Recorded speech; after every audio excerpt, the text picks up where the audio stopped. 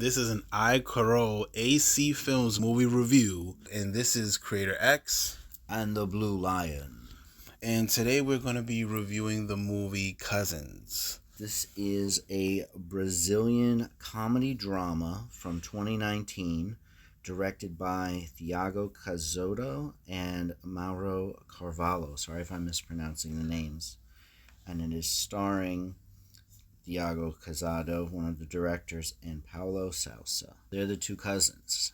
Even if you don't see the trailer, if you just saw the flyer, or you saw like the front of the DVD, or you're streaming different networks and then you come across this and you don't even read the title, you just see the cover, you're like Cousins, and you know it's a gay movie. Like I just had like a little bit of a pause, like where they going with it, you know? It just seems like, oh, this is gonna be some family drama, and you're saying this just can't end well, right? Yeah. Or can it?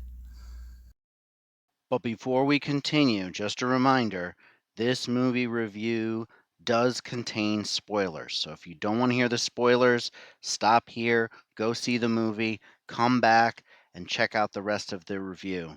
With that being said, let's talk about the movie. Basically, you hear there's a kid, he's growing up in a religious household, and his mother's very religious. She's the type to have like a saint or a picture of Jesus in every corner, and she's kissing statues, and she's has her rosemary, and she's throwing holy water around, but she's also kind of chill. She's not the where did you know, like she's not go to bed at 8. She's not that kind of strict parent, but she is very religious.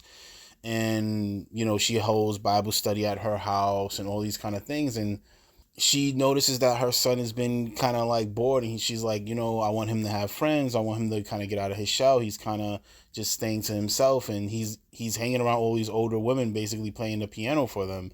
Someone maybe suggests like, oh, your cousin's supposed to be getting out soon, maybe he should come stay here to kind of break him out of his shell. And it was set up so much in a way like we're expecting something to happen, because she's like, well, I'm gonna be out of town, I gotta go to this event. So already from the beginning, it's like she's leaving them in the house alone. So he shows up to the house and he's there, and it's like the cousin seemed like he knew what he wanted from the gate when he showed up out of jail. And that's what, to me, when I'm watching the movie, you look at the aunt character and say, okay, she either knows what's going on or she's incredibly naive, because it just didn't make sense of like what a normal parent would do. Like, but early on, I'm like, I was like, maybe she's just, she's hopeful, she trusts in the Lord, like I didn't know that I'm just thinking like, really, lady, you're gonna just leave this guy that just got out of jail with your son, even though it's family? Like, when you want to be there a little bit, right? Yeah. Exactly. So, and then obviously, well, the auntie is away, that the boys are gonna play, and so, as you would expect, I think from the title, I think there's no spoilers here. They get together, and then it's just, you wonder, well, how is it going to resolve? The aunt is going to come home and see them. What's her reaction going to be? I mean, before we even see her reach home, we also see another character that has developed in the movie, which is this girl that he has to do piano lessons with, and she's coming on to him really strong from the beginning of the movie. She's a regular that comes there and gets piano lessons, and she's just like jumping in his lap, like bouncing on him. Like, it was just, that was the craziest, one of the craziest moments in the beginning. I was like, oh, maybe this is a comedy. This girl just seems so clueless. Like, yeah. Do you really not realize what's going on? She low-key didn't want to take the subtle no for an answer. Like, she was popping up. She popped up at his house like, oh, hey, I got candy for you, or do you have candy? And he's like, what are you talking about? She's like, isn't it Halloween? He's like, she's peeping through his window, right, and doing all kinds of... She showed up at his house and said, isn't it Halloween a month in advance? He's like, Halloween is next month. Like, she was really desperate. She was showing up doing all sorts of crazy stuff, trying to, peep on him. Like, she was even hiding in the bushes at some point, and she was one of the people who found out that he was fooling around with the cousin, because they're just basically falling in love. Is like finally having someone that's for them or understands them, that they get along with in this sort of way. It's like this super bored kid being raised in this religious home, and then this other cousin who gets out of jail. And the first thing he did when he got out, he hugged him for this super long time. He said, it's been a long time since I've hugged anyone. And we get his backstory somewhat, that he came from a home that wasn't loving. So it's kind of like he wanted to give love and receive love, and it was just that kind of a thing of like them as cousins just kind of, clicked in this sort of way that it just became something that was good for everyone. And we kind of saw that through the movie. It's like the more the cousin was there, and even though the aunt was like acting naive, she started to get benefits from him being there. Like he was doing a dog walking service to people in the neighborhood, so he started like giving her money so she could pay her rent when she had trouble paying her rent. He was like, like building her up, like to tell her that, like, all right, you're beautiful, you can wear makeup. She felt ashamed to wear makeup, but she viewed it as whatever her view was.